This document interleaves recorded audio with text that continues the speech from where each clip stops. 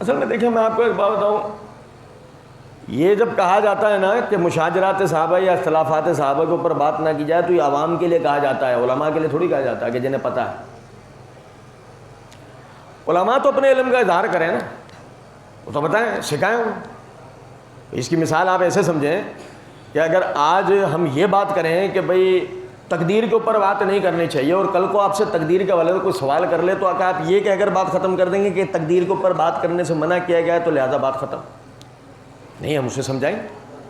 یہ تو ان کے لیے بات کی گئی ہے کہ جن کو پتہ نہیں ہے، جیسے میرے جیسے عامی قسم کے جو لوگ ہیں کہ جن کو نہیں پتہ باتوں کے بارے میں، تو انہیں یہ بات کہا گیا ہے کہ چونکہ آپ کو علم نہیں ہے تو آپ خاموشی اختیار کریں یا علماء سے رجوع کریں۔ علماء کے لیے تھوڑی یہ مسئلہ کہ وہ مشاجرات صحابہ میں بات نہیں کر سکتے، انہیں تو کرنی چاہیے، انہیں تو پبلک کی ذہن سازی کرنی چاہیے۔ یہی وجہ ہے کہ ہم نے پچھلے 1984 والے مسائل کے حل کے بعد 1980 سے 1984 تک میں نام نہیں لے رہا، جو مسائل چلے تھے ان کے حل ہو جانے کے بعد 26 سال بیت جانے کے بعد دوبارہ سے جب اہل سنت میں اس فتنے کو اٹھایا گیا تو اہل سنت کے علماء کی سب کی یہ ذمہ داری ہے نا متفقہ کہ چھوڑ دیں رمضان کے بیان کو، چھوڑ دیں بقرہ عید کے مسائل کو، چھوڑ دیں حج کے مسائل کو، بتائیں صحابہ اکرام کے اختلافات میں حل کیا ہے، صحیح چیز بتائے لوگوں کو۔ معجم الکبیر امام طبرانی کی اس میں ضعیف سند سے یہ روایت ہے، روایت سندن ثابت نہیں ہے کہ نبی صلی اللہ علیہ وسلم کی طرف یہ الفاظ منسوب ہیں کہ جب میرے صحابہ کو برا کہا جانے لگے تو عالم کی یہ ذمہ داری ہے کہ اپنے علم کا اظہار کرے۔ ہمارا والا کہہ رہا ہے کہ نہیں پہلے آنڈو اور کھسی کا فرق تو بتا دوں کہ کس کی قربانی ہوگی اور کس کی نہیں ہوگی، پچھلے سال بھی تو بتایا تھا۔ ہمارا والا تو کہہ رہا ہے بقرہ عید پہ اسماعیل علیہ السلام کو چھری کے نیچے سے نکال کے رہوں گا۔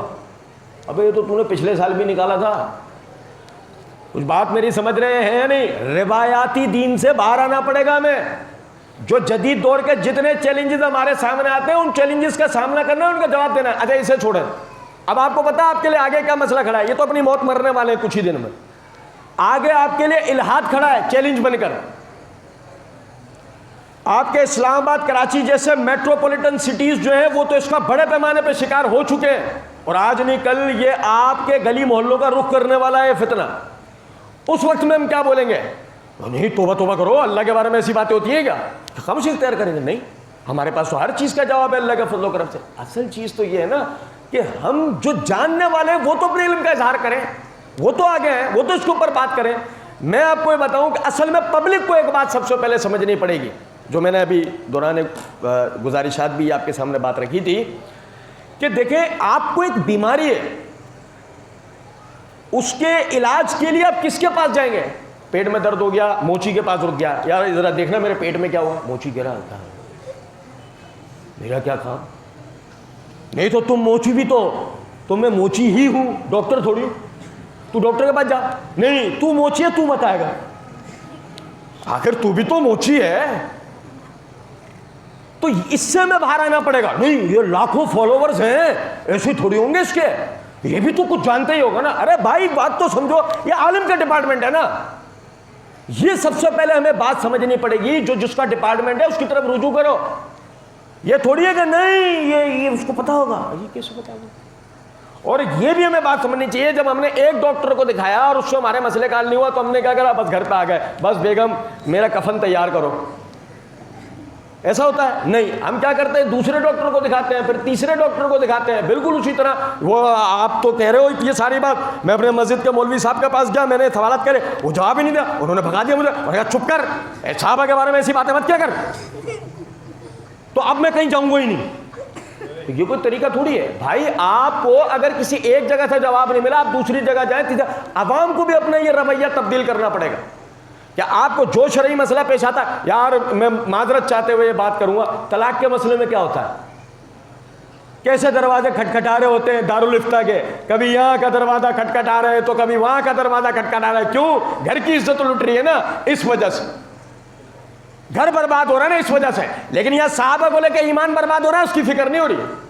تو ہمیں اپنے ایمان کے برباد ہونے کی فکر پہلے کرنی چاہیے کہ اگر اس طرح کے کوئی اشکالات کوئی چیزیں ہمارے سامنے آ رہی ہیں, کل کو اگر قادیانی ہمارے سروں پہ کھڑے ہو جاتے ہیں اور ختم نبوت کے مسئلے میں ہمیں اشکال ڈالنے کی کوشش کرتے ہیں تو ہم کیا کریں گے؟ نہیں, علماء سے رجوع نہیں کروں گا. ایسا ہوگا؟ بہت اچھی بات ہے خود پڑھنا, بہت اچھی بات. سیلف اسٹڈی کی پوری دنیا میں اہمیت, آپ پڑھیں, بالکل پڑھیں, لیکن اپنے آپ کو ہمیشہ طالب علم سمجھیں نا. یہ مت کہہ دیں کہ میرے مقابلے کے لیے امام کعبہ کو لاؤ, یہ مت کہہ دیں. اپنے آپ کو طالب علم سمجھیں, کیونکہ آپ کی اتنی حیثیت ہے. حقیقی عالم تو اللہ کی ذات ہے. وَلَا يُحِيطُونَ بِشَيْءٍ مِّنْ عِلْمِهِ إِلَّا بِمَا شَاءَ. ہمارے علم کا کوئی احاطہ نہیں کر سکتا مگر جس کے لیے ہم چاہیں. جس کو جو علم ملا اللہ کی عطا ہے. مَن يُرِدِ اللَّهُ بِهِ خَيْرًا يُفَقِّهُ فِي الدِّينِ. اللہ جس کے ساتھ بھلائی کا ارادہ کرتا ہے اس کو دین کی سمجھ دے دیتا. اگر تو آپ کو تھوڑی بہت سمجھ آ بھی گئی تو اس پہ تو آپ کو اللہ کا شکر ادا کرنا چاہیے, بجائے اس کے کہ آپ گھمنڈ کریں, آپ تکبر کریں. آپ اس بات کو سمجھیں. تو اس لیے تھوڑا بہت علم آیا, کسی چیز میں اشکال ہو گیا, آدمی اہل علم سے پوچھ رہا. اور اہل علم کی ذمہ داری یہ ہے کہ جو وہ جانتے ہیں اس کا بیان کریں. اس بات سے نہ ڈریں کہ جی یہ باریک مسائل ہیں, یہ فلاں ہیں, پبلک سمجھ نہیں پائے گی, یہ نہیں ہوگا, وہ نہیں ہوگا. پبلک کا تو مسئلہ یہ ہے, آپ یقین کریں, میں آپ کو بتاؤں, میں ایسے موقعوں پہ یہ واقعہ بتایا کرتا ہوں.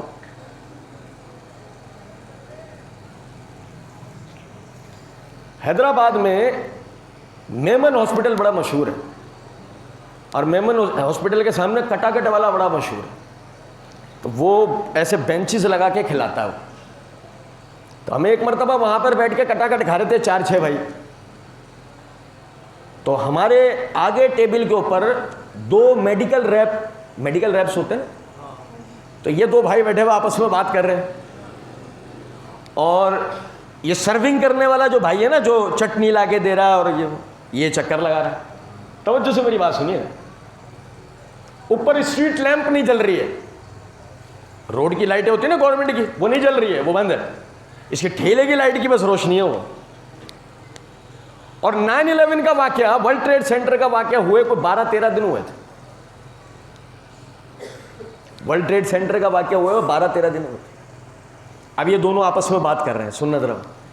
ارے یہ مولوی ایسے ہی ہیں, یہ مولوی لے جا کے ہمارے بچوں کو مروا دیتے ہیں, اپنے بچے تو لے کے نہیں جاتے. اب یہ آپس میں دونوں کی بات چل رہی. اب ہم سن رہے ہیں سارے, ہم سب مولوی پریشان سن رہے ہیں. چلو یہاں تک خیر تھی کہ جو وہ باتیں کر رہے ہیں دونوں. لیکن اچنبا اس وقت ہوا کہ جب وہ سرونگ کرنے والا آیا. اور صاحب میں آپ کو ایک بات بتاؤں, ہاں, وہ جہاز میں ایک لڑکا کراچی کا تھا. کہاں کا تھا؟ بولا اب اس کے بعد برداشت سے باہر ہو گئے. ہم نے اس کو بولا 2 منٹ دیں گے, بیٹھے بٹھایا. میں نے اس کو بولا, میں نے کہا یہ سویٹ لیمپ جو ہے یہ جل نہیں رہی ہے. ہاں کیوں پتہ نہیں. تو میں نے کہا یہ اس سے بات کریں, اس کو روشن کرنے کے لیے کچھ کروائیں, کچھ یہ معاملہ ہے. ارے صاحب پتہ نہیں, بلدیہ والوں کے پاس جاتے ہیں, وہ کہتے ہیں ہمارا کیس نہیں ہے, تم وہ اپنے ناظم کے پاس جاؤ. ناظم صاحب کے پاس کہتے ہیں ہمارا کیس نہیں, اس کو پتہ ہی نہیں ہے کس کے پاس جائے, کون صحیح کرے گا. میں نے کہا یہ آپ کی روزی روٹی جس روشنی کے تحت چل رہی تھی اس کا آپ کو پتہ نہیں ہے کہ بجھی کیسے اور اب جلے گی کیسے, لیکن آپ کو یہ پتہ ہے کہ اس جہاز میں ایک لڑکا کراچی کا بھی تھا.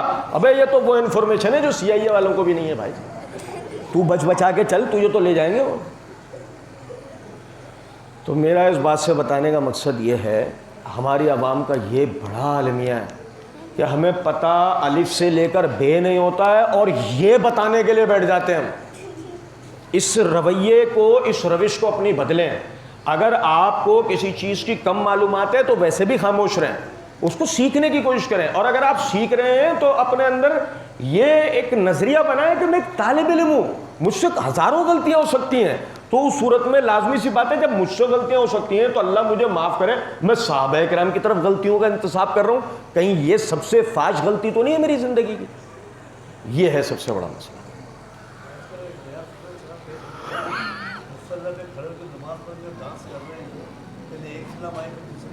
اصل میں یہ ویڈیوز جو نا پرانی ہے, اس میں صرف ایک جو وہ لڑکا سب سے پہلے گرفتار ہوا ہے نا وہ ویڈیو ہے نئی. 2 ویڈیوز جو اب آئی ہیں نا سامنے, یہ ویڈیوز پرانی ہیں, کوئی 3 سال پرانی ہے, کوئی 2 سال پرانی ہے. ٹھیک ہے نا. تو ان کے لیے مقصد ابھی تک کوئی اس طرح کی کوئی بات سامنے آ نہیں سکی کہ یہ کوئی سازش ہے. لوگ مطلب اپنے اپنے طور پہ اندازے لگا رہے ہیں, کوئی کہہ رہا ہے قادیانیوں کی سازش ہے, کوئی کچھ کہہ رہا ہے, لیکن ظاہر ہے کہ ہمیں جب تک اصل بات کا نہیں پتہ ہو ہم اس وقت بات نہیں کر سکتے. اب تک صرف اتنی بات کا پتہ لگایا ہے کہ صرف وہ جو سب سے پہلے لڑکا جو گرفتار ہوا ہے وہ نیا تازہ واقعہ تھا.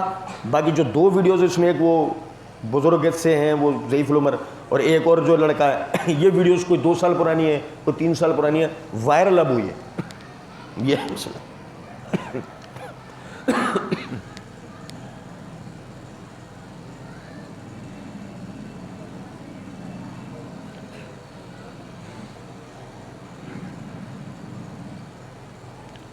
اگر کسی بھائی کے ذہن میں سوال ہے تو وہ پوچھے.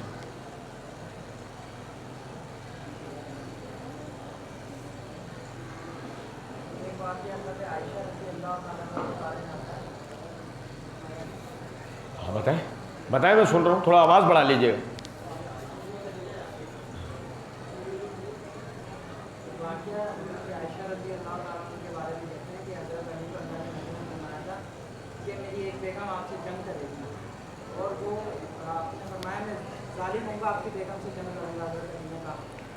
نہیں وہ ظالم ہوگی جو آپ سے جنگ کرنے آئے گی, پھر آپ یہ کرنا جہاں سے وہ آئے اسے واپسی وہیں چھوڑ جائے. اصل میں روایت میں تو صرف اتنے الفاظ ہیں. مسند احمد کے اندر ایک روایت آتی ہے اور وہ بھی ضعیف روایت ہے, سندن بھی ٹھیک ہے نا, اور اس میں بھی صرف اتنے الفاظ آتے ہیں کہ کیسا وہ وقت ہوگا جب میری بیویوں میں سے ایک سے تیرا اختلاف ہوگا, تم یعنی ایک دوسرے کے مقابل کھڑے ہوگے. تو سیدنا علی رضی اللہ عنہ نے کہا اللہ کے رسول میں اس حوالے سے اللہ کی پناہ چاہتا ہوں کہ مجھ سے زیادہ تو پھر ہلاکت اس وقت کسی کے لیے نہیں ہوگی. تو نبی صلی اللہ علیہ وسلم نے فرمایا ایسی بات نہیں ہے, بلکہ اس وقت تیری یہ ذمہ داری ہوگی کہ تو اس کو اس کے ٹھکانے تک پہنچانا. تو یہ بس صرف اتنے الفاظ حدیث کے اندر تھے, وہ حدیث سندن ضعیف ہے, اس کو ہمارے یہاں لوگ جو نا وہ بدل کر بیان کرتے ہیں, یہ بالکل جو ہے مطلب غلط بات ہے. اور اگر آپ اس حوالے سے دیکھنا چاہیں مسند احمد جو اقبال بک ڈیپو لاہور سے چھپی ہے ترجمے میں عام ملتی ہے, اس کی جلد نمبر 12 نکالیں, صفحہ 142 نکالیں, اس میں یہ حدیث موجود ہے. آپ خود بھی اس کو دیکھ سکتے ہیں کہ ان کو جن الفاظوں سے سنایا گیا وہ الفاظ اس کے اندر ہیں یا نہیں. اب میری بات سمجھ رہے ہیں, وہ الفاظ ان کے اندر ہیں یا نہیں. عموماً اس طرح کی چور بازاریاں اور دھوکے بازیاں کر کے وہ اپنی دکان چلاتے ہیں, بس یہ ہوتا ہے.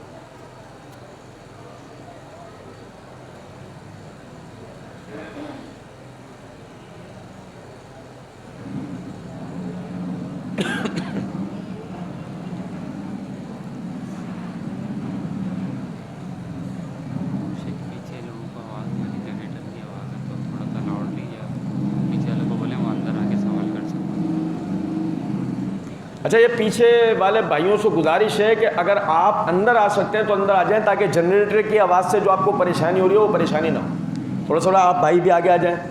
5-7 منٹ کی اور بات ہے, مجھے 5-7 منٹ اور بھگتنا پڑے گا آپ کو. آ جائیں, تھوڑا تھوڑا سا آگے آ جائیں, آ جائیں. پیچھے والے بھائی جو آنا چاہتے ہیں اندر, جو نہیں آنا چاہتے کوئی مسئلہ نہیں, مجھے سننا کوئی اتنا ضروری بھی نہیں ہے.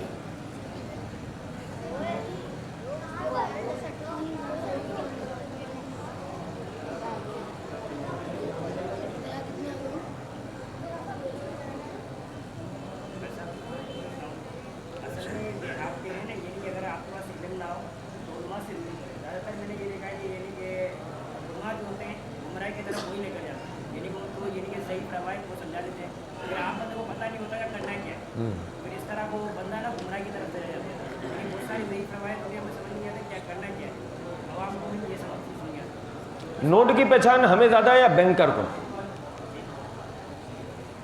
نوٹ کی پہچان ہمیں زیادہ ہے یا بینکر کو؟ اس کی پہچان ہمیں زیادہ ہے یا بینکر کو؟ بینکر کو زیادہ پہچان ہے نا. بینکر آپ کو کاروباری حوالے سے کس کس طرح بے وقوف بنا رہے ہیں, اس کا آپ کو اقرار ہے یا نہیں؟ دیکھو نا, اپنی مرضی سے سونے کے ریٹ اوپر نیچے, پیٹرول کے ریٹ اوپر نیچے, جس چیز کو چاہتے ہیں سٹاک کر دیتے ہیں, اس کے ریٹ بڑھا دیتے ہیں. یہ بینکرز کو آپ کو بے وقوف بنا رہے ہیں نا اصل میں. تو آپ اس کی لین دین بند کرتے ہیں یا کاروبار بند کرتے ہیں؟ نہیں کرتے, یہ بھی نہیں کرتے. اس بات کو سمجھیں کہ اگر آپ کو ایسا لگتا ہے کہ علماء آپ کو ضعیف روایت بیان کر کے گمراہ کرنے کی کوشش کر رہے ہیں تو آپ صحیح اور ضعیف کی پہچان سیکھ لیں، جیسے آپ نے اس نوٹ کی پہچان سیکھی نا. یا یہ تو نہیں نا کہ نہیں اب چونکہ سارے بینکر یہ سارے بزنس مین مل کے ہمیں بے وقوف بنا رہے ہیں تو بس کاروبار ختم، کل سے دکان پہ تالا، میں گھر پہ رہوں گا، بلکہ جنگلوں کا رخ کر لوں گا، وہاں پہ فصلیں اگا کے زندگی گزار لوں گا. ایسے تو نہیں نا. آپ نے اس چیلنج کو قبول کیا اور آپ شہر میں رہے اور آپ نے اس کی شناخت، نوٹ کی پہچان سیکھی، کاروباری پہچان سیکھی، بازار کے اتار چڑھاؤ کو سیکھا اور آپ کاروبار کر رہے ہیں.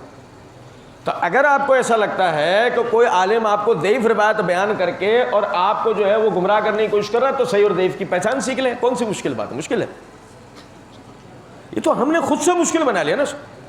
ہم خود سے مشکل نہ بنائیں، ہم ذہن بنائیں اپنا اور سیکھنے کی کوشش کریں. انشاءاللہ اللہ تعالیٰ نے چاہا تو بہت فائدہ ہوگا، جبکہ ایسا ہوتا نہیں ہے. اچھا ایسے بھی اس کو سمجھیں نا اس بات کو، اگر علماء ہی ضعیف روایتیں بیان کر کے گمراہ کر رہے ہوتے تو آپ کہہ سکتے تھے کہ آپ اپنے لیے کہہ سکتے تھے کہ آپ اس وقت ہدایت پر. بات تو یہی ہے نا.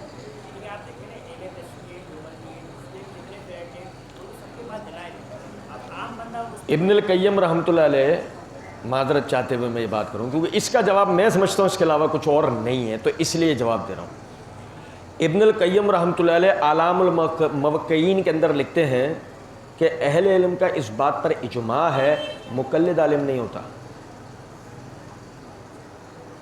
اور آپ نے جن کے بھی نام گنوائے وہ سب کون ہیں؟ مقلدین ہیں، معذرت کے ساتھ. تو اس لیے آپ انہیں تو علماء کی فہرست میں گن نہیں سکتے نا.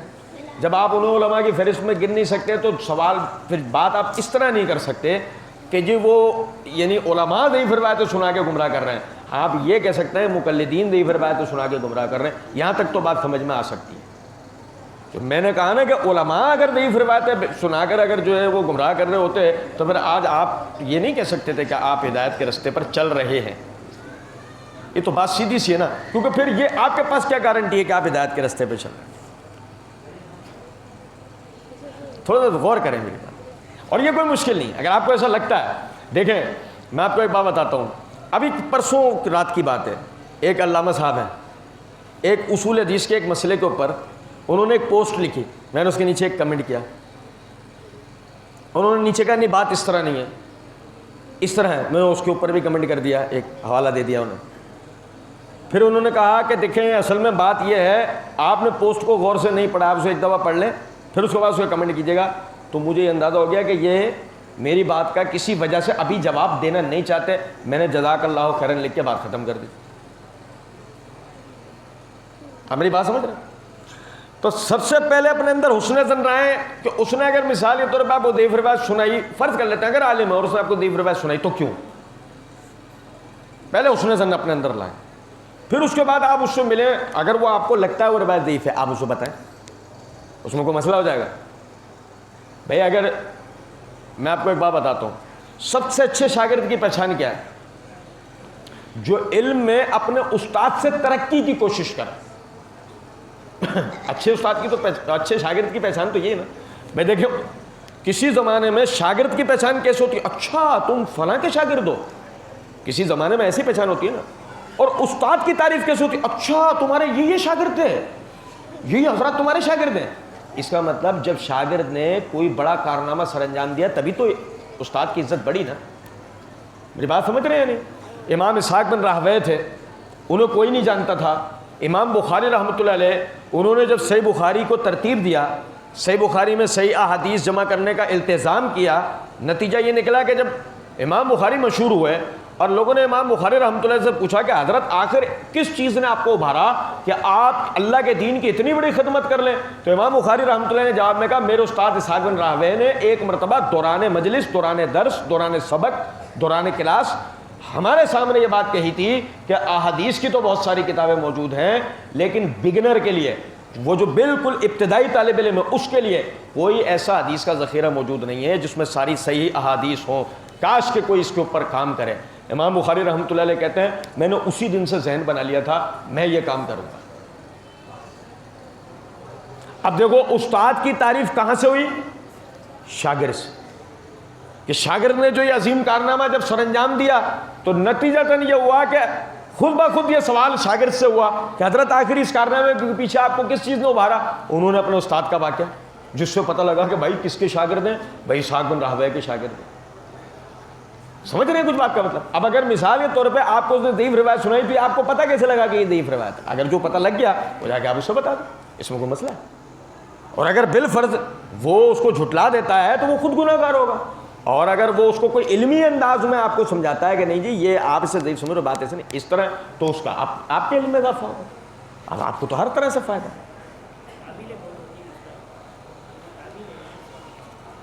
अच्छा चलें देखें, इस बात को समझें। तावील के जवाब हदीस है, तावील के जवाब हदीस है। अब अगर मिसाल के तौर पर उसने तावील की तो भी इस सूरत में क्या करेंगे आप? खामोशी इख्तियार करेंगे या जवाब देंगे? क्या करेंगे? वॉल्यूम बढ़ाएं, क्या करेंगे?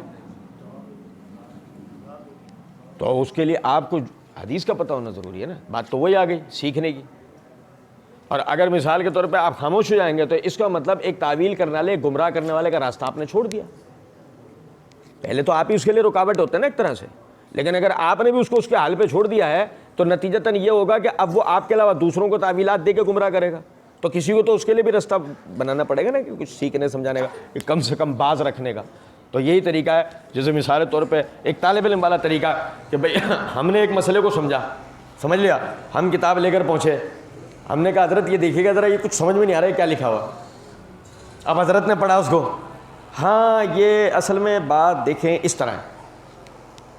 अब वो बात अगर समझदारी की, तो हमने कहा अच्छा हज़रत ये बताएं ज़रा कैसे, दोबारा से बताइएगा। अब उसने जो ना वो उसके अंदर देखा, ये देखें असल में मैं आपको बताऊँ, आप इसका मकसद नहीं समझा, हाँ जब भी तो आपके पास लाएँ, आप समझाएं इसको। अब अगर वो मिसाल के तौर पर उन्होंने वो पूरा समझा दिया हमें और बात समझ में आ गई, ठीक है। और अगर नहीं समझ में आया तो कम से कम हमने उन्हें सोचने के लिए एक चीज़ दे दी ना, बगैर कोई बहस माजा, बगैर कोई लड़ाई झगड़ा, बगैर कोई तासुब, बगैर कोई एक दूसरे को कुछ कहे। मेरी बात समझ। लेकिन अगर हमने पहले से जहन बना लिया, देखो आज मैं आपको एक बात बताता हूँ, यहाँ बैठे हुए हर भाई को समझनी चाहिए ये बात। पहले से कभी भी किसी आदमी के लिए जहन मत बनाया करें। हमें बचपन से जो शिया सुन्नी पढ़ाया गया है ना, ये इसका नतीजा है कि एक वक्त में एक देवबंदी बरेलवी को, बरेलवी देवबंदी को, अहले हदीस इन दोनों को, ये दोनों अहले हदीस को तो समझाने बैठ जाएंगे, लेकिन ये तीनों मिल के शिया को समझाने बैठते हैं। बताओ कोई तजुर्बा आप में से किसी को हो अब तक का? बचपन से एक ही दिमाग में बात फिट है, काफिर है, बात खत्म। जब आपने किसी के बारे में फैसला कर लिया तो मंतकी तौर पे आपसे नहीं समझाएंगे, क्योंकि फैसला कर लिया ना आपने उसके बारे में, ये तो है ही है। एक कादियानी आपके सामने आ जाए, आपसे समझाएंगे? आपने उसके लिए फैसला कर लिया है ना। एक ईसाई, एक हिंदू आपके सामने आ जाए, आपसे नहीं समझाएंगे, क्यों? आपने फैसला करा। फैसला मत करें उसके बारे में, बात करें, समझाएं, सिखाएं। कम से कम जब कल क़यामत के दिन आप कब्र से उठाए जाएंगे, देखो इस हदीस के तहत कुल्लुकुम राइम व कुल्लुकुम मसूल, तुम में से हर एक को जिम्मेदार बनाया गया और हर एक से उसकी जिम्मेदारी के बारे में सवाल होगा।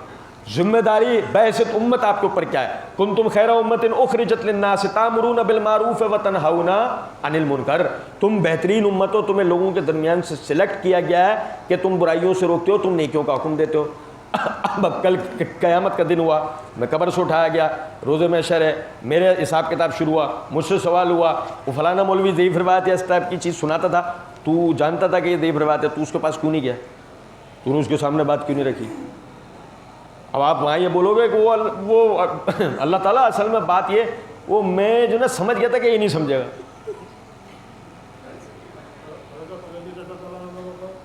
ऐसा होगा? ऐसा होगा? नहीं होगा। हमें जुर्रत भी नहीं होगी ये जवाब देने की उस वक्त में, क्योंकि उसकी वजह यह है, याद आना शुरू हो जाएगा कि तुम बेहतरीन उम्मत हो, तुम्हें लोगों के दरमियान से अलहदा किया गया है कि तुम्हें बुराइयों से रोकना है, तुम्हें नेकियों का हुक्म देना। अच्छा छोड़ो ना जरा इस बात को, छोड़ो। वज़ीर आज़म पे तनकीद करते हो, तुम्हारे तनकीद करने से क्या होगा? लेकिन फिर भी करते हो।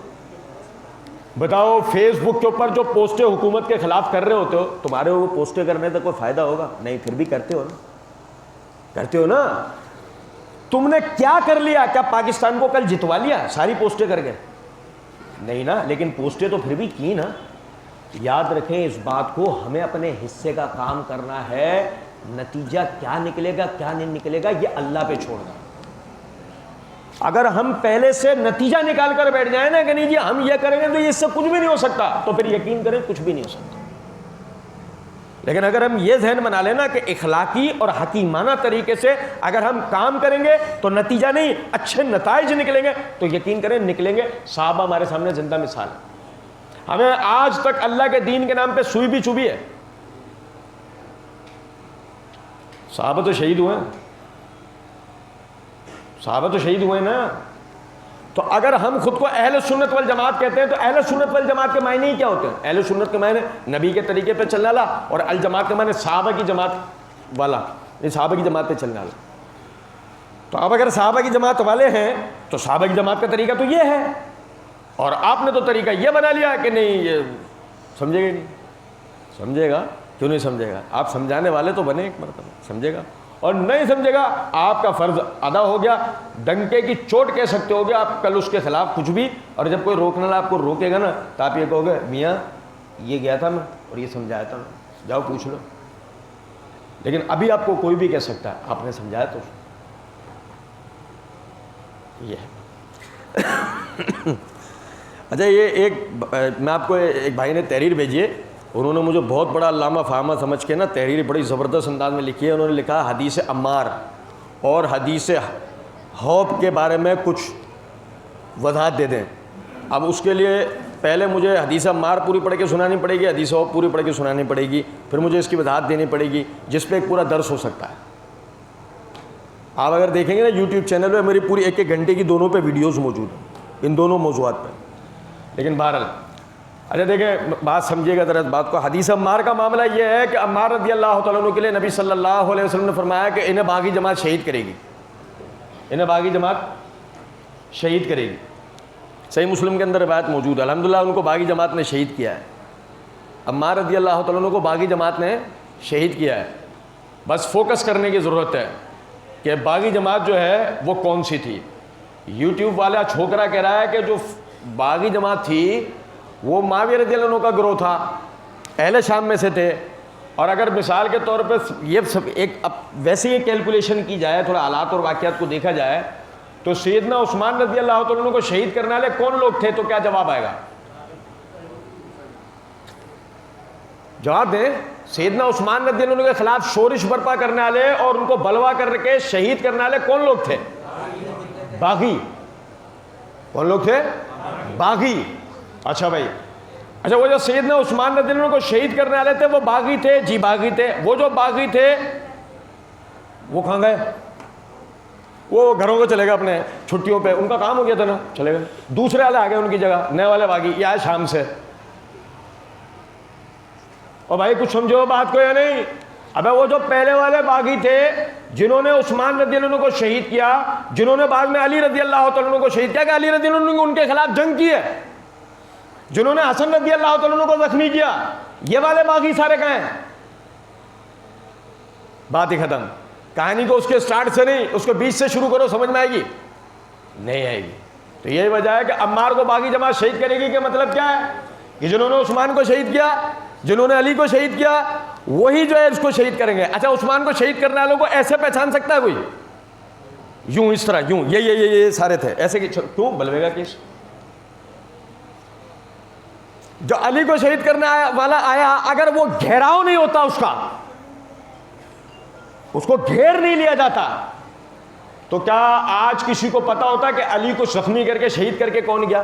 پتا ہوتا کسی کو؟ ہاں یار لوگ کہانی یہ سناتے معاویہ نے بھیجا تھا، بتاؤ نہیں بنتی ہے کہانی کہ کس نے بھیجا تھا اس کو معاویہ نے بھیجا، یار لوگ یہ کہانی بناتے، لیکن چونکہ وہ گھیراؤ کر کے پکڑا گیا اور اس نے خود کو ذبح کر لیا، یہ پتہ لگ گیا کون آدمی تھا، کہاں سے آیا، پہچان ہو گئی اس کی، تو اس لیے پتہ لگ گیا کہ یہ انہی باغیوں میں سے ایک تھا کہ جو سیدنا علی رضی اللہ تعالیٰ عنہ کے لشکر میں معاہدہ تحکیم ہونے سے پہلے تک تھے، اور بعد میں یہ کہہ کر الگ ہو گئے تھے کہ چونکہ انہوں نے غیر اللہ کو حکم بنا لیا، یہ دونوں مرتد ہو گئے، اب ان کی یعنی کہ بیعت اور ان کی ماتحتی کے اندر ہمارا رہنا اب جائز نہیں، یہ علیحدہ ہو گئے تھے کس کے لشکر میں؟ سیدنا علی کے لشکر۔ کوئی سی بھی کتاب اٹھا کے دیکھ لیں، پھر حسن رضی اللہ تعالیٰ عنہ کو شہید کیا، پھر حسن رضی اللہ عنہ کو شہید کیا، اور پھر سیدنا حسین رضی اللہ عنہ کو شہید کیا. ایک ہی گروہ ہے یہ سارا ایک ہی گروہ باغی جماعت. اچھا دوسرا حدیث حوض کے بارے میں بتائے گا. حدیث حوض ضعیف روایت ہے یہ بھی. قیس بن ابی حازم جو اس کو سیدہ عائشہ ام المومنین کے حوالے سے بیان کرتا ہے، اس کو سیدہ عائشہ سے اس روایت کا سننا ثابت نہیں ہے. وہ خود کہتا ہے اس بارے میں کہ میں سیدنا علی رضی اللہ عنہ کے ساتھ آ کے ملا اور جنگ کی صفین میں، اور یہ واقعہ جمل کا ہے کہ تم، یعنی روایت یہ ہے کہ نبی صلی اللہ علیہ وسلم نے اپنی بیویوں کو مخاطب کر کے کہا تم میں سے ایک پر کیسا وقت ہوگا کہ جب اس کے اوپر حوض کے مقام کے کتے بھونکیں گے. تو روایت کے اندر یہ الفاظ ہیں کہ جب یہ جمل کا واقعہ ہو رہا تھا، حضرت عائشہ حوض کے مقام پر پہنچی اور وہاں کتوں کے بھونکنے کے وجہ آپ نے پوچھا کہ یہ کون سی جگہ ہے، تو آپ کو بتایا گیا کہ یہ حوض کا مقام ہے. تو آپ نے یہ حدیث بتائی کہ میں نے اس طرح نبی صلی اللہ علیہ وسلم سے سنا ہے، تو اب ہمیں یہاں سے پلٹنا چاہیے. تو زبیر بن عوام رضی اللہ تعالیٰ عنہ کہنے لگے کہ ام المومنین آپ کی وجہ سے اللہ تعالیٰ مسلمانوں میں صلح کا معاملہ کر سکتا ہے، یہ فتنہ رفع ہو سکتا ہے، آپ کو چلنا چاہیے. یعنی حدیث کے پورے الفاظ بھی ہیں. ایک تو روایت سندن ضعیف ہے، چلو اگر کوئی اس کو صحیح مانتا بھی ہے تو اسے پوری روایت پڑھ کے سنانی چاہیے نا. وہ پوری روایت بھی پڑھ کے نہیں سناتا، یاد سمجھے. اور تیسری بات، اس میں حضرت عائشہ کی کوئی مذمت تھی کیا؟ اس میں تو حضرت عائشہ کی فضیلت ہے بھائی. پتہ لگا حضرت عائشہ پہ بھونکنے والے کون ہوتے ہیں؟ نسل کوئی بھی ہو. اچھا جی، احادیث کا ٹکراؤ ہو جائے تو کیا کیا جائے؟ پہلے تو اس موقع میں میں آپ کو بتاؤں کہ امام ابن خزیمہ رحمۃ اللہ علیہ کہا کرتے تھے دنیا میں کوئی دو صحیح حدیثیں ایسی نہیں ہیں جو آپس میں ٹکراتی ہیں.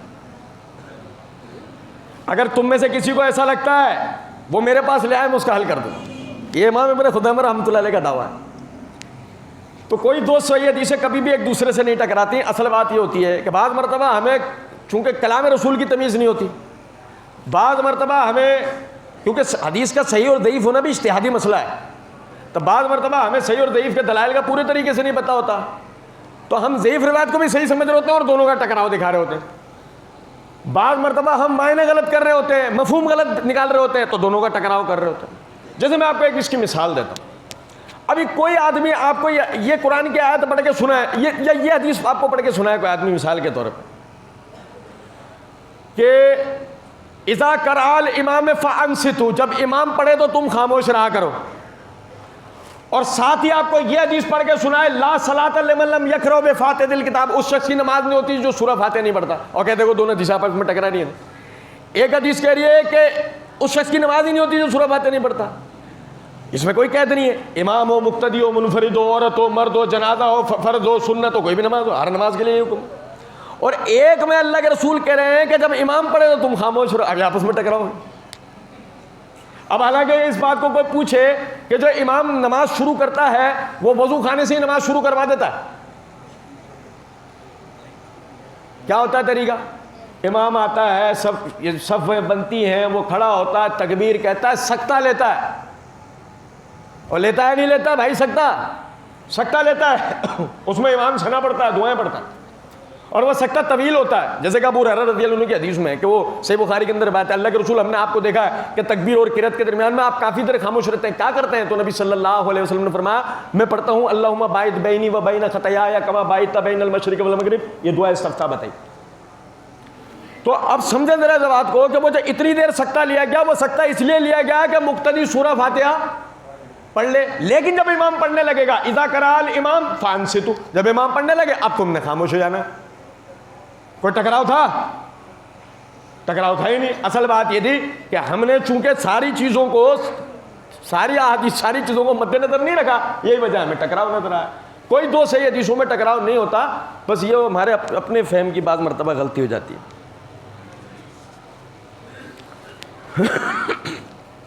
قرآن خوانی جائز ہے یا ناجائز، اس کی وضاحت کریں. دیکھیں قرآن پڑھنا فرض ہے. قرآن پڑھنا یہ فرض ہے. اللہ رب العزت نے حکم دیا فقرؤ ما تیسر من القرآن، جو تمہیں قرآن میں سے آسان ہو پڑھو. حکم دیا اللہ نے قرآن پڑھنے کا. اور ایسے فقرؤ قرأت کرو. قرآن دنیا کی وہ واحد کتاب ہے جس کے محض پڑھنے میں بھی اجر ہے. ایک تو ہے نا کہ دنیا میں وہ کتاب جو قانون کی کتاب کا درجہ رکھتی ہے کہ جس کو سمجھنا اور اس پر عمل کرنا انسان کی دنیاوی اور اخروی فلاح اور کامرانی کا باعث ہے. لیکن یہ واحد کتاب ہے کہ ان دو فوائد کے علاوہ ایک تیسرا فائدہ بھی رکھتی ہے کہ اس کو پڑھنے سے بھی اجر ملتا ہے. تو ساتھ ہی اس کے لیے بتا دیا گیا فقرؤ ما تیسر من القرآن, جو تمہیں قرآن میں سے آسان ہو وہ پڑھو. اب وہ پڑھنا ہے سب کو, وہ پڑھنا ہے سب کو. توجہ سے میری بات سنیے گا. صحابہ کرام رضوان اللہ علیہم اجمعین کے زمانے میں پنج پارا کون سی کمپنی شائع کرتی تھی؟ پنج پارا کون سی کمپنی شائع کرتی تھی؟ اچھا سپارے ایک ایک پارا الگ, کون سی کمپنی شائع کرتی تھی؟ تو وہ قرآن خوانی کیسے کرتے ہوں گے؟ لے ذرا 14واں پڑھ دیو, لے یار تو ذرا 12واں پڑھ دے یار, میں نے نہیں پڑھا. وہ قرآن خوانی کیسے کرتے ہو؟ ویسے ہی آدمی سوچے اس بات کو.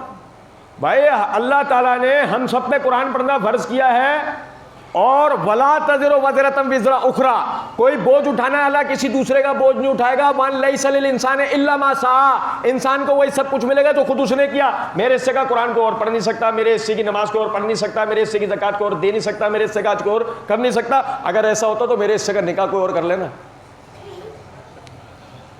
مولوی صاحب سے یہ فتویٰ دلوا دو بس ہمیں ایک دفعہ, کہ مولوی صاحب اگر ہمارے حصے کا کام جو ہے نا ہر کوئی کر رہا ہے تو پھر بہرحال. اچھا جی,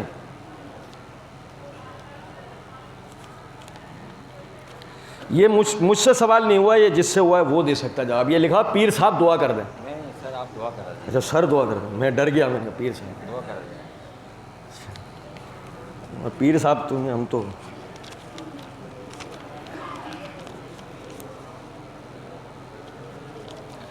یہ نبی صلی اللہ علیہ وسلم, یہ سوال ہوا ہے کہ نبی اکرم صلی اللہ علیہ وسلم نبوت سے پہلے غار میں کون سی عبادت کی اور کس کی عبادت کرتے تھے؟ آپ نے کوئی عبادت نہیں کی.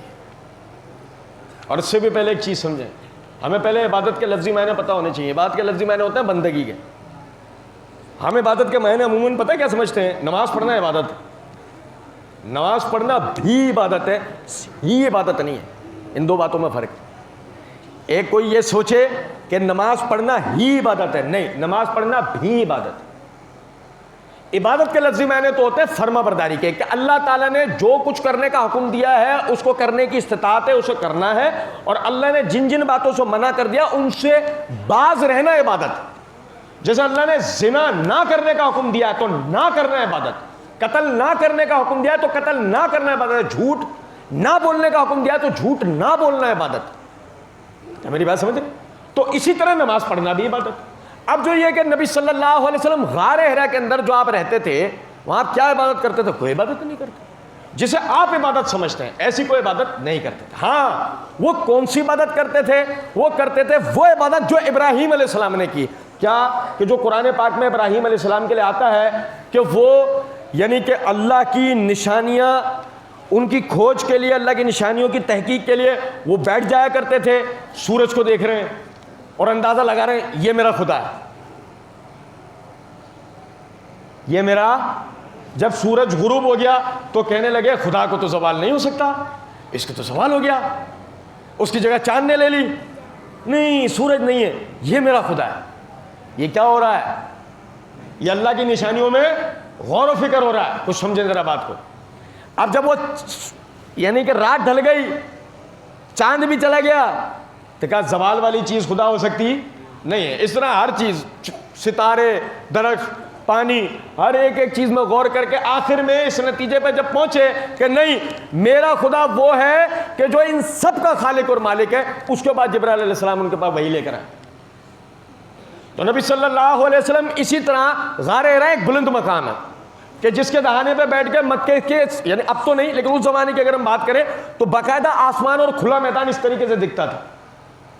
اور اللہ کی نشانیوں کے لیے بنیادی طور پہ ایسی جگہ چاہیے ہوتی ہے کہ جہاں بیٹھ کر آپ اللہ کی نشانیوں پہ غور و فکر کر سکتے ہو. تو آپ اس کے لیے جو ہے وہ غار حرا جاتے تھے, تو وہاں بیٹھ کے آپ غور و فکر کر سکتے ہو, اور اسی حالت میں آپ کے پاس جبرائیل علیہ السلام وحی لے کے آئے. لیکن اس کے بعد بھی اگر کوئی آدمی ضد کرے تو پھر ہم وہ یہ بات مجبوراً کرتے ہیں کہ بھائی ٹھیک ہے, مان لیتے ہیں وہ عبادت کریں گے, لیکن سوال یہ پیدا ہوتا ہے وہ عبادت کس شریعت کی ہوگی, وہ کس شریعت سے لی ہوگی؟ یہودی, عیسائی, بت پرست، تو اور تو کوئی شریعت ہی نہیں تھی نا. یہ تین تو یعنی تین مذاہب تو وہاں چلتے تھے. یا تو بت پرستی کا مذہب تھا، یا عیسائیت تھی، یا یہودیت تھی. عرب خطے کے اندر اور کوئی مذہب نہیں تھا.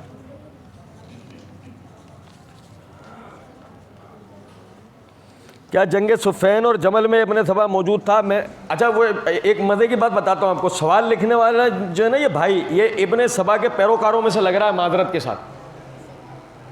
جن نے لکھا ہو نا برا نہیں ماننا میری بات کا، میں کسی وجہ سے بول رہا ہوں، وہ وجہ بھی بتا رہا ہوں میں آپ. سنو ذرا بات. سوال اس طرح لکھا ہوا ہے، کیا جنگ صفین اور جمل میں ابن سبا موجود تھے؟ ایسا لگا کہ کچھ دیر اور دے دیتے تو کہتا رحمۃ اللہ علیہ، کچھ اور اس کو ذرا چھوٹ دے دیتے نا تو یہ کہتا رحمۃ اللہ علیہ تھے. بہرحال برا نہیں ماننا میری بات. بھائی آپ تاریخ کی کوئی بھی کتاب اٹھا کے دیکھ لیں، تاریخ طبری ہو، البدایہ والنہایہ ہو، ابن خلدون ہو، کوئی بھی کتاب اٹھا کے دیکھ لیں، ابن سبا مرا کہاں تھا؟ وہ مرا ہی جمل میں تھا. ابن سبا، عبداللہ بن سبا مرا ہی جنگ جمل میں گیا ہوا، تو وہ جنگ جمل میں تھا. صفین میں جب ہوتا جب زندہ رہتا، صفین میں اس کے بقیہ کارندے تھے، ایک ایک کر کے سب مارے گئے تھے. مشاجرات صحابہ کیا ہے؟ مشاجرات صحابہ کا مطلب ہے جو اختلافات صحابہ کی طرف منسوب ہیں وہ ضروری نہیں ہے کہ ثابت ہوں، وہ ایک علیحدہ بات. تیسرا یہ ہے کہ کیا حضرت معاویہ رضی اللہ عنہ خلیفہ راشد میں شامل ہیں؟ میں آپ کو صحیح مسلم کی ایک روایت بتاتا ہوں. نبی صلی اللہ علیہ وسلم نے فرمایا میں آخری نبی ہوں، میرے بعد کوئی نبی نہیں ہے، نبوت کا سلسلہ ختم ہے. میرے بعد خلفاء ہوں گے اور کثیر ہوں گے. میرے بعد خلفاء ہوں گے اور اب بھائی کون سے پیری مرید والے خلفاء کی بات ہو رہی ہے کیا؟ کون سے والے ہو رہی ہے؟ خلیفۃ المسلمین کی بات ہو رہی ہے نا، امیر المومنین خلیفۃ المسلمین، مسلمانوں کا حکمران. ہاں تو وہ کیا گنتی ہے؟ اگر کثیر کی بات کی جائے تو اگر 4 پہ گنتی کا حصر کیا جائے یا 5 پہ گنتی کا حصر کیا جائے، کوئی کہنے والا یہ کہ ابو بکر، عمر، عثمان، علی اور عمر بن عبدالعزیز بس یہ خلیفہ راشد کہلائیں گے، تو ہم ان سے کہیں گے خلفاء ہوں گے، کثیر ہوں گے، یہ اس گنتی میں کیسے آئیں گے؟ یہ تو نہیں آ سکتے اس گنتی میں. تو آپ سمجھیں اس بات کو. آپ اور میں اپنے لیے یہ بات نہیں کر سکتے کہ ہم رشد و ہدایت پر ہیں یا نہیں. راشد کس کو کہتے ہیں؟ جو رشد پر ہو. رشد کس کو کہتے ہیں؟ ہدایت کو. یعنی راشد جو ہدایت کے راستے پر. تو میری بات سمجھ رہے ہیں نہیں؟ میں آپ اپنے بارے میں یہ بات ٹھوک بجا کے نہیں کہہ سکتے کہ ہم رشد پر ہیں. تو معاویہ کے لیے ہم نے یہ بات کرنے کی جرت بھی کیسے کر لی کہ وہ خلیفہ راشد ہے؟ یعنی آپ اور مسور کی دال کا ایک ریٹ ہے. آپ اور مسور کی دال کہتے ہیں نا، مثال یہ منہ نا مسور کی دال، تو ہم اس کو ذرا اور آسان کر کے کہہ دیتے ہیں آپ اور مسور کی دال کا ریٹ ایک ہے. تو اس لیے آپ یہ کہیں گے معاویہ کے لیے خلیفہ راشد. ابے بھائی آپ کون ہو یار؟ ان کے لیے اگر خلیفہ راشد لفظ استعمال نہیں ہوگا تو کیا آپ کے میرے لیے ہوگا کیا؟ کچھ بات آ رہی ہے سمجھ میں؟ ہاں اگر آپ کسی وجہ سے یہ کہتے ہیں کہ فلاں وجہ سے وہ خلافت راشدہ کی فہرست سے باہر آ جاتے ہیں، تو پہلے تو پتہ لگے کہ خلافت راشدہ کی فہرست میں وہ فلاں باتیں ممنوع ہیں، یا آپ نے خود سے بنا لی اپنے گھر میں بیٹھ کے. خود سے تو نہیں بنائی نا، وہ اس فہرست میں ہوں گی. تو اگر وہ اس فہرست میں ہوں گی تو پہلے تو وہ فہرست لے آئیں. وہ فہرست آ جاتی ہے، اس میں پتہ لگ جاتا ہے فلاں کام کرنے کے نتیجے میں آدمی خلیفہ راشد نہیں رہتا. وہ لسٹ لے آئے ہمارے پاس قرآن اور صحیح حدیث سے، ہم ماننے کو تیار ہو جائیں گے فلاں آدمی خلیفہ راشد نہیں ہے. ورنہ اس سے پہلے آپ کسی کو بھی نہیں کہہ سکتے فلاں مسلمانوں کا حکمران خلیفہ راشد نہیں تھا. آپ کیسے کہہ سکتے؟ آپ کا میری اپنی ہدایت کا نہیں پتہ. اچھا جی، کہتے ہیں کہ وہ صحابہ اکرام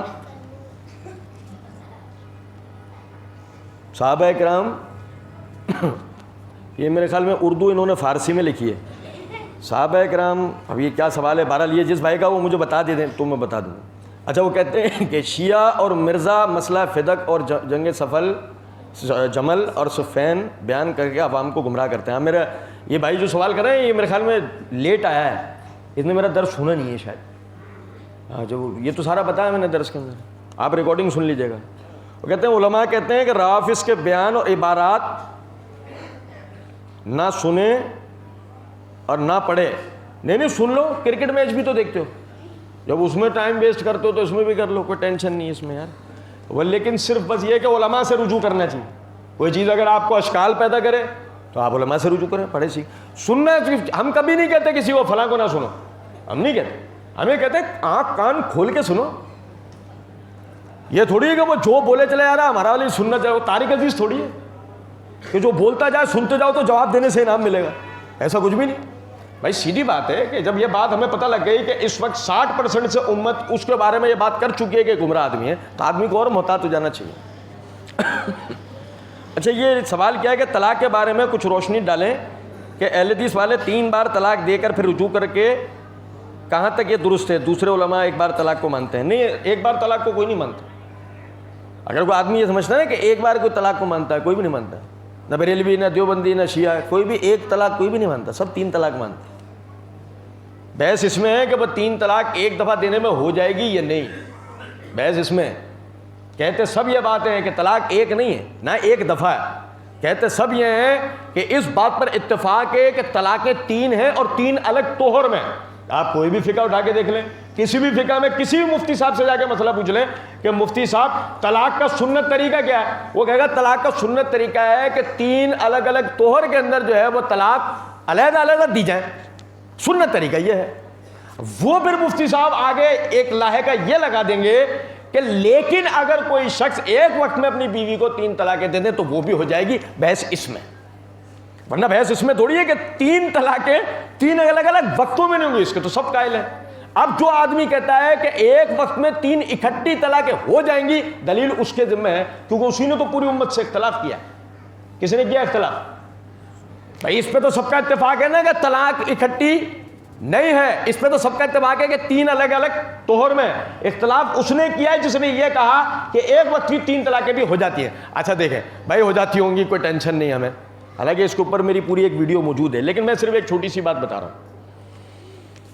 جو عمل وقت کے بدلنے کا متقاضی ہے وہ اگر ایک وقت میں ہو سکتا ہے تو اس صورت میں سمجھیں, اللہ رب العزت نے قرآن پاک کے اندر فرمایا ان الصلاۃ کانت علی المؤمنین کتابا موقوتا, بے شک ہم نے نماز کو مومنوں پہ مقررہ وقت پہ فرض کیا ہے. نماز مقررہ وقت پہ نا. اب میری بات توجہ سے سنیں, اگر ایک آدمی عشاء کے وقت مسجد میں داخل ہوا اور اگلے دن کی فجر, ظہر, عصر, مغرب اور عشاء اس عشاء کے ساتھ ملا کے پڑھ لی, تو کیا اس کی اگلے دن کی فجر, ظہر, عصر, مغرب, عشاء یہ نمازیں ہوئیں؟ نہیں, فتویٰ دو ہوئیں. کیونکہ آپ نے یہ کہا ہے کہ 3 متفرق اوقات کے عمل کو اگر ایک مرتبہ بھی کیا جائے تو وہ ہو جاتا ہے. جب طلاق کے لیے آپ یہ بات کہہ رہے ہیں تو آپ نماز کے لیے بھی یہ بات کہیں. گو اگر آپ نماز کے لیے یہ بات نہیں کرتے تو پھر طلاق کے لیے کیسے کر رہے ہیں؟ او بھائی میرے پیارے, جب متفرق اوقات کی نمازیں ایک وقت میں نہیں ہو سکتی تو متفرق وقت کی طلاقیں ایک وقت میں کیسے ہو جائیں گی؟ خود بتائیں نا. اچھا پھر یہ سمجھے ذرا اس بات کو, جس طرح ایک آدمی کو ایک وقت میں ایک نماز پڑھنا فرض ہے اور اسی کا اس کو اختیار ہے, بالکل اسی طریقے سے نبھاؤ نہ ہونے کی صورت میں مرد کو ایک وقت میں 1 طلاق دینے کا اختیار ہے, اسے ایک وقت میں بقیہ 2 طلاقوں کا اختیار استعمال کرنے کی شریعت نے گنجائش نہیں دی ہے, الا یہ کہ صورت ایسی ہو کہ جس صورت کے اندر لعان کرنا فرض ہو جائے. یہ الگ ایک مسئلہ ہے. اب آپ سمجھیں ذرا اس بات کو, غور کریں اس بات کے اوپر. میں یہ بات کرتا نہیں, لیکن چونکہ دیکھیں بات یہ کرنا ضروری ہے کہ گھروں کی آبادی کا معاملہ ہے اور گھروں کی بربادی کا معاملہ ہے. میں آپ لوگوں کو آج ایک بات بتاتا ہوں. دیکھیں میرے بھائی, آپ سمجھیں, نکاح کرنے کا مطلب سمجھیں. پہلے تھوڑا سا 5-7 منٹ کی یہ بات سمجھ لیں. نکاح کرنے کا مقصد یہ ہے کہ آپ نے اللہ سے ڈرتے ہوئے اپنی شہوات کو پوری کرنے کے لیے اللہ کو گواہ بنا کے ایک دوسرے سے نکاح کیا کہ بدلے میں اللہ رب العزت اس کا جو اجر لڑکے یا لڑکی کی صورت میں جو آپ کو دے گا, آپ اسے اللہ کا بندہ بنائیں گے. یہ نکاح کا مقصد ہے, جس کا مطلب یہ ہو گیا آپ نے اللہ کے دین کے ایک اور کام میں ہاتھ ڈال دیا ہے. گو یہ بات اگر یہاں تک ہو گئی ہے تو اب اس صورت میں آپ اللہ کے دین کے کسی کام سے پیچھے ہٹنا چاہو, اللہ آپ کو ہٹنے دے گا؟ یہ سنیں, اللہ آپ کو ہٹنے دے گا؟ نہیں ہٹنے دے گا. اللہ رب العزت چاہے گا آپ کو کام کریں, مجھے بتائیں نماز میں وسوسے آنے والے کے لیے شریعت میں کہیں بھی یہ حکم ہے کہ نماز چھوڑ دے، یا یہ حکم ہے کہ ہر فرض نماز کے بعد سورہ فلق اور سورہ ناس پڑھ کے الٹے ہاتھ پہ تھوکے؟ شیطان کو بھگانے کے لیے وسوسوں کو دور کرنے کا علاج بتایا گیا ہے نا، نماز چھوڑنا تو علاج نہیں بتایا گیا ہے۔ بتائیے مجھے، عمل سے یہ دین کبھی بھی پیچھے ہٹنے کے لیے نہیں کہتا۔ جو عمل آپ کر رہے ہو اس میں شیطان کوئی رکھنا، کوئی شوشہ، کوئی وسوسہ پیدا کر دے تو یہ دین اس کا علاج بتا دیتا ہے، پیچھے ہٹنے کے لیے نہیں کہتا۔ آپ مجھے بتائیے، نکاح اللہ کے دین پہ ہی تو عمل تھا، یہ کیسے ممکن تھا کہ وہ کوئی ایسی چیز اس کے اندر ڈال دے کہ آپ اسی کے دین کے کام سے یک لخت جھٹ پٹ یوں باہر ہو جائیں؟ ایسا ہو سکتا ہے؟ نہیں بھائی، اب تو کچھ نہیں ہو سکتا، 3 طلاقیں ہو گئی۔ ہو سکتا ہے؟ نہیں، ایسا نہیں ہو سکتا۔ آپ سمجھیں، آپ کو اللہ رب العزت نے شعور دیا ہے، اس شعور کا جائز استعمال کریں۔ ہمارے سامنے ایک زندہ مثال ہے، نبی صلی اللہ علیہ وسلم کے زمانے کا ایک واقعہ، سنیں ذرا بات کو۔ نبی صلی اللہ علیہ وسلم کے زمانے کا ایک واقعہ ایسا صحیح سند سے پتہ لگے کہ جس میں نبی صلی اللہ علیہ وسلم کے کسی صحابی نے اپنی بیوی کو طلاق دی ہو۔ یہ سنیں، نبی صلی اللہ علیہ وسلم نے اپنی بیویوں میں سے کسی، یعنی کہ آپ صلی اللہ علیہ وسلم کے صحابہ نے اپنی بیویوں میں سے کسی کو طلاق دی ہو، نبی صلی اللہ علیہ وسلم نے رجوع اور حلالے کا فتویٰ دیا ہو۔ ایک واقعہ چاہیے، اب میری بات سن رہے ہیں؟ ایک واقعہ چاہیے ہمیں، ایک واقعہ کہ نبی صلی اللہ علیہ وسلم نے، یہ تو موجود ہے، یہ واقعہ تو موجود ہے کہ صحابی نے اپنی بیوی کو طلاق دی، رنجیدہ ہو کر نبی صلی اللہ علیہ وسلم کی مجلس میں آ کے بیٹھا۔ مسند احمد، مسند ابی یعلا موصلی کے اندر صحیح سند سے روایت موجود ہے کہ اس نے آ کے کہا، اللہ کے رسول صلی اللہ علیہ وسلم نے پوچھا کیا ہوا تجھے؟ اللہ کے رسول میں نے اپنی بیوی کو طلاق دے دی ہے۔ ہاں، کم طلق تھا؟ کیسے دی طلاق؟ فی مجلس واحد ثلاثا، ایک مجلس میں 3، ایک مجلس میں 3۔ فرمایا فہی واحدتن، یہ تو ایک ہوئی ہے، یہ تو ان شاء فلیراجعھا، اگر چاہے تو اس سے رجوع کر لے۔ اور بھائی میرے، یہ تو ملتا ہے کہ صحابی نے طلاق دے دی، نبی نے کہا ایک ہوئی ہے، چاہے تو رجوع کر لے۔ یہ نہیں ملتا کہ اس نے ایک وقت میں طلاقیں دے دی تو نبی نے کہا بغیر حلالہ تیری بیوی نہیں آ سکتی تیرے پاس۔ اچھا، بعض لوگ کہتے ہیں آپ صلی اللہ علیہ وسلم غصہ ہوا۔ آپ سمجھے ہیں بات کو یا نہیں؟ تو اس پہ فوکس کریں، اس پہ توجہ کریں۔ یہاں مسئلہ یہ نہیں ہے کہ آپ یہ کہ اہل حدیث والے یہ کہتے ہیں، فلاں یہ کہتے ہیں۔ بہن بیٹی آپ کی ہماری بھی ہے، ہماری آپ کی بھی ہے، آپ شاید مانتے ہو نہیں ہے، لیکن آپ کی بہن بیٹی بھی ہماری ہے، وہ مسلمان بہن ہے۔ جب ہم اپنی بہن بیٹی کے گھر کو اجڑتا نہیں دیکھ سکتے، اللہ کی قسم کسی اور کا بھی نہیں دیکھ سکتے۔ یہاں مسئلہ مسلک کا نہیں ہے، یہ مسئلہ اس چیز کا ہے کہ آپ اس بات کو سمجھیں کہ جس طریقے سے آپ اللہ کی بارگاہ میں اپنی بہن بیٹی کو لے کے جواب دیں ہیں، بالکل اسی طریقے سے ہم بھی ہیں۔ اگر مثال کے طور پہ ہماری وجہ سے کسی کا گھر اجڑے گا، مکافات عمل دنیا کے اندر ہے، ہمارا گھر بھی آباد نہیں رہ سکتا، یہ بات یاد رکھیے گا۔ لیکن اگر ہماری وجہ سے کسی کا گھر آباد ہوگا تو امید کی جا سکتی ہے ہماری بدعمالی نہ ہو، اللہ نے چاہا تو ہمارا گھر آباد رہے گا۔ تو اس لیے اس بات کو سمجھیں، جذباتی نہیں ہونا چاہیے، یہ نہیں سمجھنا چاہیے کہ فلاں کا مسئلہ ہے فلاں کا مسئلہ ہے، تحقیق کرنی چاہیے۔ سورہ طلاق کی آیت نمبر 1 آپ کو تحقیق کے لیے دے رہا ہوں، حالانکہ میں نے ایک حدیث اور ایک سوال بھی دے دیا آپ کو، لیکن پھر بھی آپ کو سورہ طلاق کی آیت نمبر 1 تحقیق کے لیے دے رہا ہوں۔ غور سنیے، سمجھیے، گھر جا کے ترجمہ پڑھیے گا، غور کیجیے گا، علماء کرام سے رجوع کیجیے گا، اپنے علماء سے رجوع کیجیے گا۔ فرمایا یا ایھا النبی اذا طلقتم النساء فطلقوهن لعدتهن واحصوا العدہ۔ اے نبی صلی اللہ علیہ وسلم، جب آپ اپنی بیویوں کو طلاق دینے لگے تو طلاق دیں ان کے گنتی کے دنوں میں اور گنتی کا شمار کریں۔ اللہ رب العزت نے یہاں پہ طلاق کو شمار کرنے کے لیے نہیں کہا، ایام عدت کو شمار کرنے کے لیے کہا ہے۔ ہم کس کو شمار کر رہے ہوتے؟ تو اگر طلاق ہو گئی تو ایام عدت تو بیچ میں گزرے نہیں، اور اللہ نے اس کو گننے کا حکم دیا ہے، فاحصوا العدہ، اللہ نے اس گنتی کو گننے کا حکم دیا ہے، اسے تو ہم نے گنا نہیں، ہم نے تو طلاق کی گنتی گن لی، اللہ نے تو ہمیں طلاق کی گنتی گننے کا کہا ہی نہیں، تو ہم نے قرآن پہ عمل کیا اس حکم خدا بندی پہ عمل کیا جس کے ذریعے طلاق ہم پر آئی ہے۔ اور طلاق جس آیت سے آئی ہے ہم پہ، ہم نے اس آیت پہ ہی عمل نہیں کیا، تو کس شریعت پہ رہ کے ہم طلاقیں دے رہے ہیں؟ اتنی بڑی بات اللہ نے اس آیت میں فرما رکھی ہے کہ ان ایام عدت میں عورتوں کو چاہیے کہ نہ وہ اپنے گھروں سے نکلیں نہ ان کے شوہر انہیں نکالیں. سوال یہ پیدا ہوتا ہے کہ اگر ایک مجلس کی 3 طلاقیں واقع ہو جاتی ہیں تو وہ ان کا گھر کہاں سے رہا اور یہ اس کا شوہر کہاں سے رہا؟ آپ سمجھیں ذرا اس بات کو. اس لیے اس پہ تحقیق کریں. یہ مسئلہ کوئی اہل حدیث یا حنفی کا نہیں ہے، یہ کتاب و سنت کا مسئلہ ہے. اچھا، وہ سوال لکھا ہے کہ معلم اور مؤذن اجرت لے سکتا ہے؟ حدیث کی روشنی میں بتائیں. صحابہ کرام نے لی ہے. دیکھیں میرے بھائی، میں آپ کو ایک بات بتاؤں، امام اور مؤذن جو ہے نا، اس کو اپنا ذاتی کاروبار ہونا چاہیے.